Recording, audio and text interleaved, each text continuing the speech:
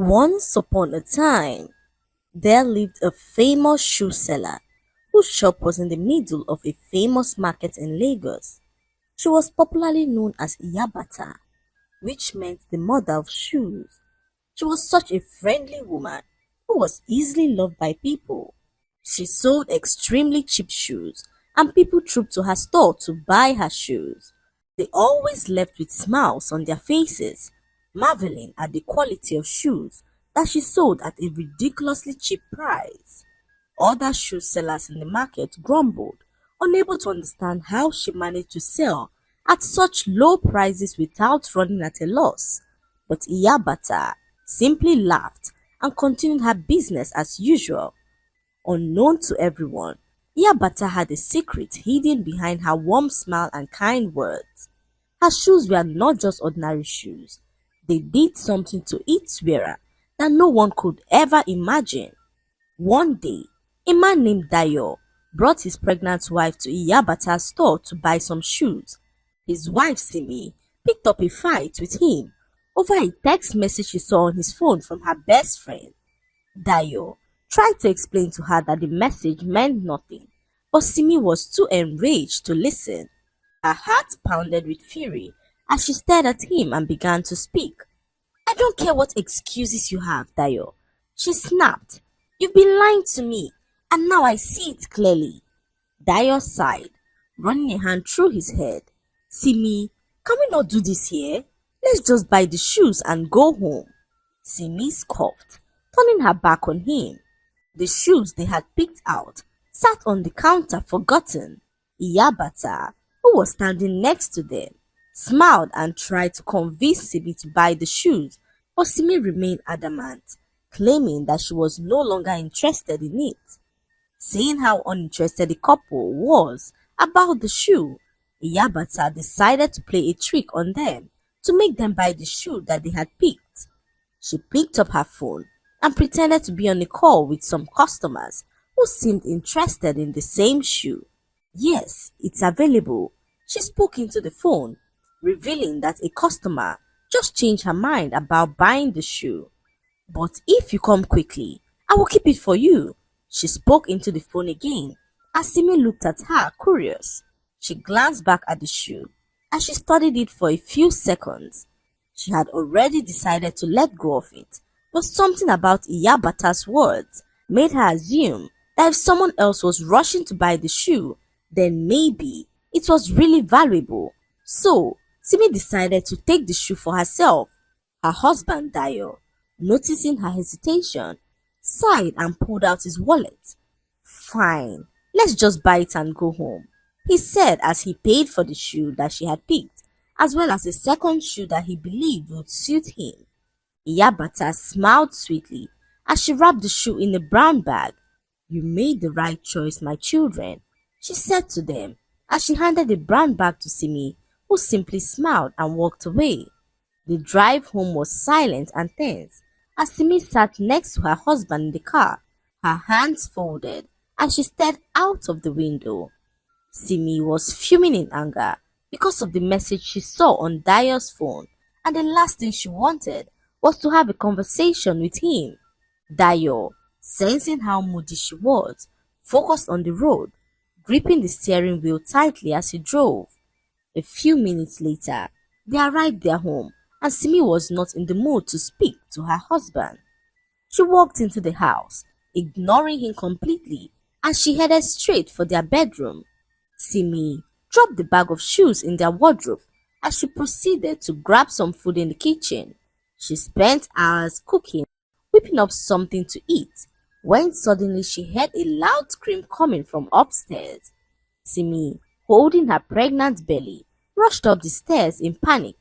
She arrived at the bedroom and met her husband, who was fast asleep. Simi could not understand what had just happened. She stared at Dayo, who seemed to be sleeping peacefully on their bed. Simi wondered if it was her imagination.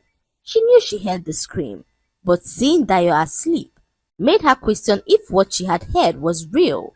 She returned to the kitchen and continued preparing her meal. Moments later, she was done as she served Dayo his food expecting him to eat after the strange ordeal. But Dio did not care for her food. He informed her that he wasn't hungry, and Simi could not believe what she was hearing. For all these years, Dio had never refused her food before. Even when they fought, he still ensured to eat the food that she cooked. Now, seeing him reject her food broke her heart in a way that she never imagined possible. "So you're not rejecting my food?" she asked her husband, who hissed and continued his sleep. Simi, reeling in anger, rolled her eyes and left the bedroom. She sat in the dining room, angry, as she stared right at her food. Something about Dio's behavior unsettled her. He had never rejected her food before, not even after their worst argument. But tonight, it was as if he had become a different person entirely. Simi tried to shake off the discomfort that she felt, making excuses for him in her head. Maybe he's just tired, she thought to herself, but deep inside, something did not sit right. The next morning, Simi had an appointment with her doctor. She put on her new shoe and headed straight to the hospital. When she arrived, several routine tests were carried out, and the doctors could not believe what they were seeing. Her blood level had dropped drastically, and the doctors were so concerned about her health. "Are you feeling weak or dizzy?" the doctor asked Simi, who shook her head, wondering why the doctor looked so concerned. She sat there tensed as the doctor ran back and forth, whispering amongst themselves as they occasionally glanced at her with concern. "Simi, this is actually serious," the doctor finally said to her, his voice grave as he revealed that her blood level was dropping at an alarming rate.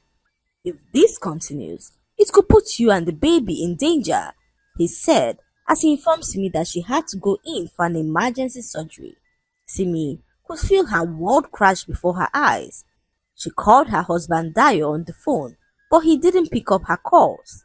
Simi sat in the hospital bed, clutching her phone as all her calls went unanswered. Her heart pounded as she wondered why Dio was ignoring her. Dio had never ignored her calls before, and Simi could not help but worry. She sat there panicking as the doctor walked into the room to talk to her. "Mrs. Simi," he said gently, "we can't wait any longer. If we don't act now, we could lose both you and the baby." Simi swallowed hard, nodding, as she told the doctor that she had to go. Dr. Faye did all he could to stop her, but Simi was hell-bent on ensuring that her husband was fine. After all, she felt fine and could not go in for an unplanned surgery with her heart filled with worry. She arrived home a few minutes later to find her husband in the arms of her best friend Tife. Simi stood there and watched as she felt a warm liquid trickle down her legs. Her baby was sleeping away in the same moment when she watched her husband wrapped in the arms of another woman. A sharp pain tore through her stomach as she began to cry in extreme pain. Dio and her best friend Tife sprang up from the chair as they both stared at each other in shock. "Simi," Dio rushed forward as he grabbed her by her hand and watched as her vision became blurred. Simi fell to the ground unconscious as Dio quickly rushed her to the hospital.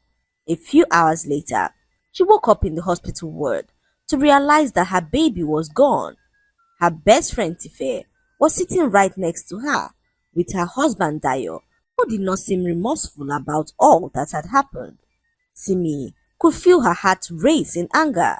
She laid in bed as Dio informed her that he was tired of their marriage. "I love your friend Tife and would like to be with her," he said to Simi, who could not believe what her husband was saying. Simi felt as if her world had crashed on her. She stared at Dio, searching for an iota of guilt, anything that showed that he understood the pain that he had caused her. But Dio looked so indifferent. His face was blank, as though she were a stranger, not the woman he had vowed to love forever. Her best friend Tife was sitting beside him, holding his hand, her expression filled with false sympathy. "I'm so sorry, Simi," she whispered, but Simi could not see any atom of remorse in her eyes. She clenched the hospital sheet, her entire body trembling, as she watched her husband smile sheepishly at her best friend Tife. Her baby was gone. Her marriage was gone. The life she had once built, the love she had sacrificed for, it had all been ripped away right from under her nose. The doctor walked in that moment to reveal to her that she needed someone to care for her. Simi turned to her husband Dayo, who informed her that he would be so busy. You can still stay at the house, but don't bank on me to care for you, as I am so busy, he said to Simi, who could not believe what she was hearing. She lay there in pain as she watched Dayo and her best friend Tife walk out of the hospital ward. As Simi lay in the hospital bed, something inside of her shattered completely. The betrayal, the pain, the loss, it all came crashing down at once. With trembling hands, she dialed a number she never thought she would, and after several rings, a familiar voice answered and asked if she was fine. I need your help, mother, Simi said to her stepmother as she burst out in tears.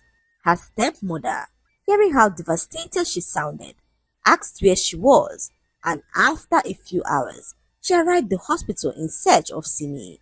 For all these years, Simi kept her distance from her stepmother. She believed she was a wicked woman who never truly cared for her well-being. But in that moment, as she lay broken and helpless in the hospital bed, she had no one else to turn to.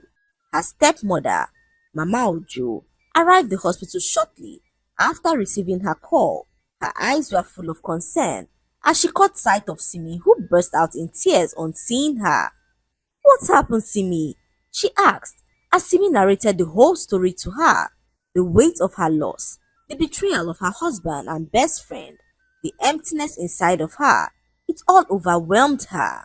Her stepmother did not speak immediately. Instead, she sat down and took Simi's hands into hers. It was a small gesture, but it was enough to break the walls Simi had built around her. Days passed, and Simi was discharged from the hospital.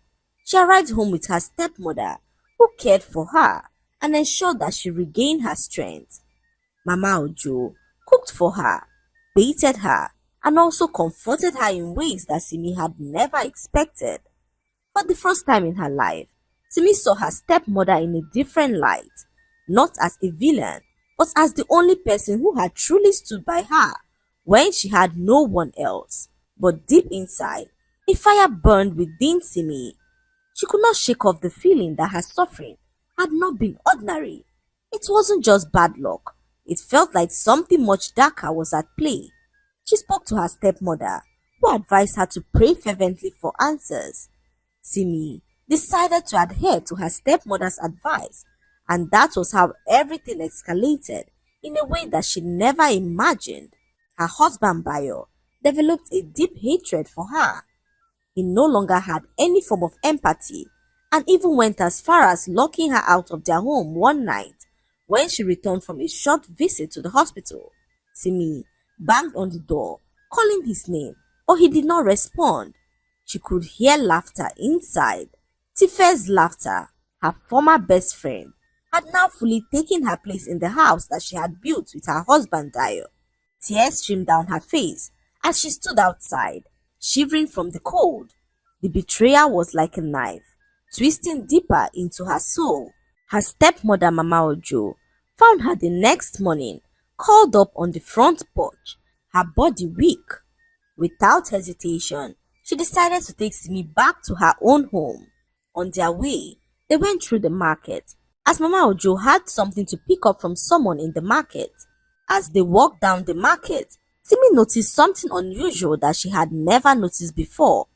Iyabata, the shoe seller, stood in her shop as people trooped in and out to buy shoes. Simi caught sight of a very terrifying demon who was attracting people to the shop. Her breath caught in her throat as she grabbed Mama Ojo's arm. Mama, do you see that? She whispered, pointing towards Iyabata's shop. But Mama Ojo could not see what she was seeing. Simi stood there terrified as she watched the demon divert people into Iyabata's shop. She immediately remembered the day that her husband and herself went to the shop to buy some shoes. It was after that day that everything in her life began to fall apart. Her hands trembled as the realization dawned on her in that moment. Iyabata wasn't just a shoe seller, she was an evil woman who preyed on the destinies of unsuspecting people. And now, Simi could see what no one else could. She stared down at her feet and realized that she was still wearing the evil shoes. Simi, in that moment, narrated all that had happened in Iyabata's shop to her stepmother. Mama Ojo could not believe what she was hearing. She took Simi to her pastor, who revealed that the evil shoe was behind all the misfortunes that she faced. The evil shoe had the sole goal of ruining happy families by turning love into hatred, trust into betrayal, and joy into sorrow.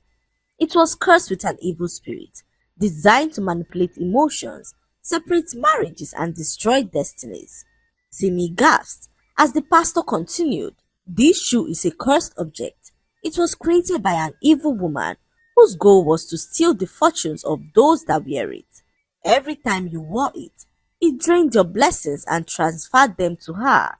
In that moment, Simi realized the main reason why Iyabata's shoes were ridiculously cheap. She did not sell her shoes to make profit. All she was focused on was the destinies of those that bought the shoes, which was far more valuable than profit. Tears welled up in Simi's eyes as she finally understood the true extent of what had happened to her. Iyabata had stolen everything from her: her love, her marriage, her baby, and now her peace of mind. The pastor revealed to her that she had to destroy the shoe to set herself free. He warned, however, that if the shoes are not properly destroyed, the curse could linger and even wreak more havoc in their lives. The pastor then handed over a bottle of anointing oil to her, which she would use to anoint her feet, whilst praying against every evil covenant that had been placed upon her life. Simi nodded as she gripped the bottle tightly. She was not going to allow Iyabata to win, not after all that she put her through. Simi did as the pastor instructed and burnt the shoe. A loud and piercing cry was heard as the shoes went up in flames in front of her. However, she knew that her husband Dayo was still under the spell. Simi was so sure that her husband would not listen to her if she told him all that had happened. So Simi decided to devise a brilliant plan which she believed would work.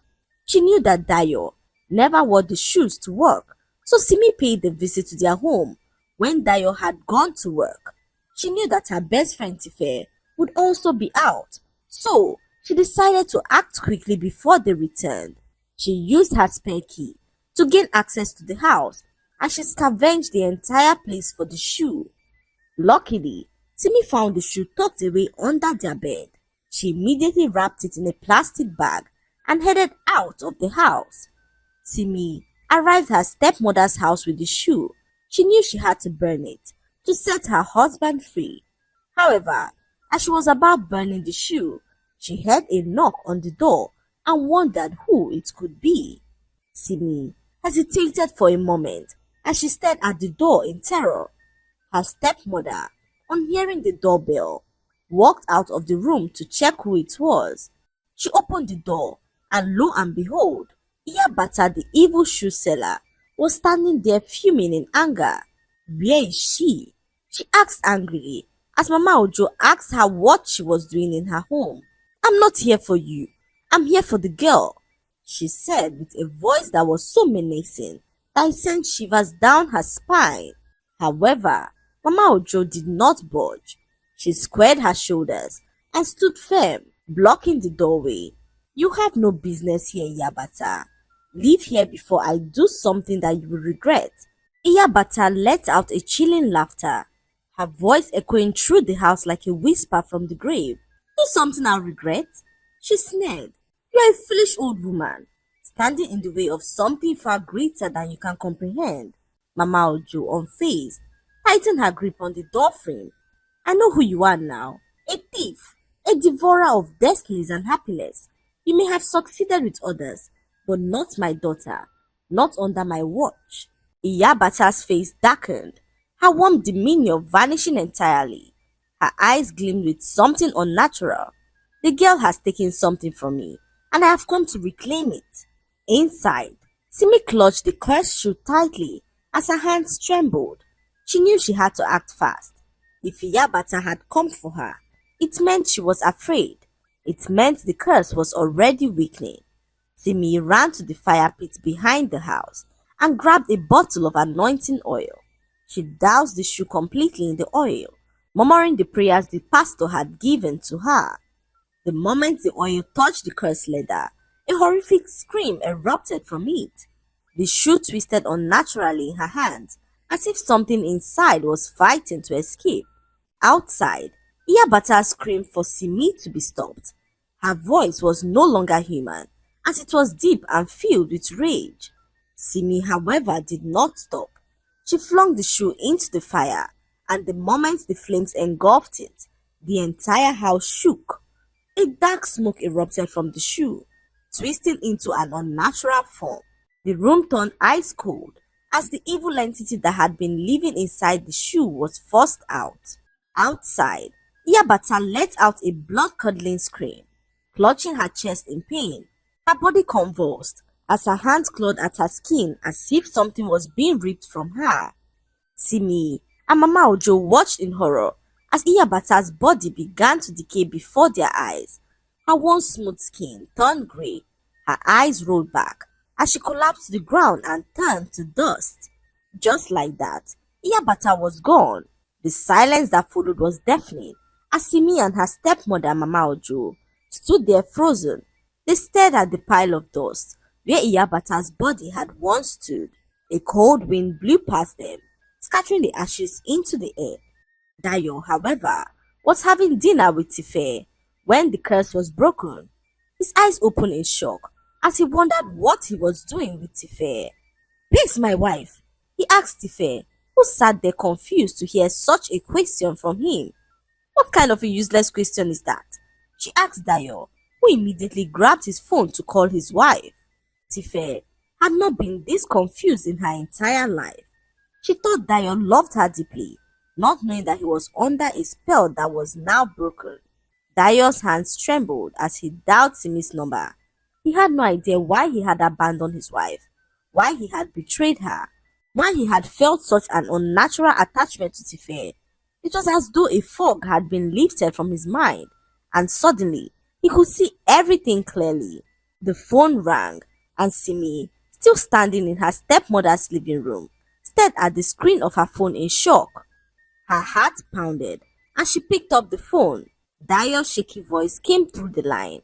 "Simi, Simi," he said, his words failing him. "I don't know what happened, I swear.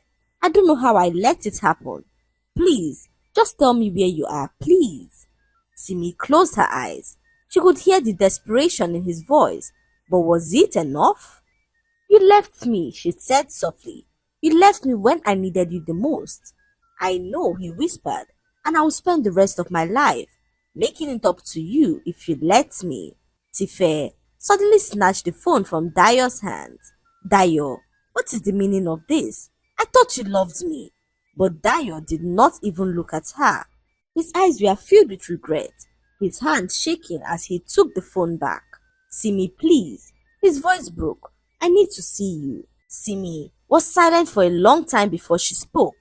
"You were under a spell, Dayo. The shoe seller, Iyabata, used her cursed shoes to ruin our lives. Everything that happened, your betrayal, my suffering, the loss of our child was all because of her evil skin." "What? Iyabata, the shoe seller?" "Yes." Simi's voice was steady but filled with pain. "I destroyed the cursed shoes, and the moment I did, the spell over you was broken." Dayo apologized to Simi for all that he did. He assured her that his feelings for Tife was not real. Tife, on hearing this, broke down in tears. Her face turned pale as reality dawned on her.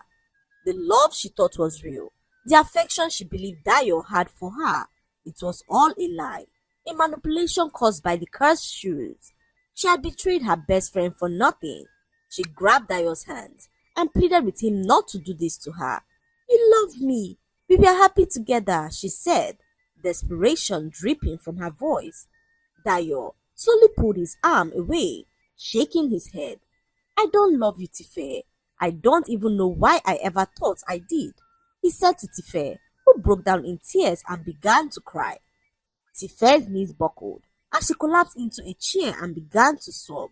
She had lost everything: her best friend, the man she thought loved her, and most of all her dignity. So Tife packed up her bags and left, knowing that she was fighting a lost battle. Dayo, however, did not expect Simi to take him back immediately. He knew that he had to earn her trust again. So for weeks, he showed up at Mama Ojo's house, offering his help, pleading for another chance, proving to her in every possible way that he had regretted everything that had happened. Simi, despite everything, still loved him, but she was no longer the naive woman she had once been. She made Dayo work for her forgiveness, setting clear boundaries. She needed to see that he was sincere and he was willing to make things right, not just with words but with actions, and truly Dayo did so. Months passed and their bond grew stronger. The wounds were still there, but they slowly began to heal. Together, they mourned their lost child, and together, they found comfort in each other again. The lesson to be learned from this story is that not every bargain is a blessing. The allure of cheap, high quality shoes blinded people to the hidden danger behind them, and this serves as a reminder that when something seems too good to be true, it often is. Also, the people we least expect can oftentimes become our greatest support system. So, we should learn to give people the benefit of a doubt. Selfishness always results in regret. Tife, blinded by her selfish desires, lost everything: her best friend, her dignity, and her peace of mind. Betrayal may seem rewarding in the short term, but it always leads to pain in the end. Another key lesson from this story is that evil thrives in ignorance. Iyabata preyed on those who did not know better, using their lack of awareness to manipulate and ruin their lives. This teaches us to always be vigilant and spiritually discerning about the things that we bring into our homes and lives. Furthermore, the story emphasizes that forgiveness is powerful, but trust must be rebuilt. Simi chose to forgive Dayo, but she did not immediately let him back into her heart. Instead, she set boundaries and allowed him to prove himself. This is a crucial lesson for anyone who has been hurt. It is okay to forgive, but it is also important to ensure that the person who hurts you takes accountability and genuinely works to make amends. I hope you enjoyed the story.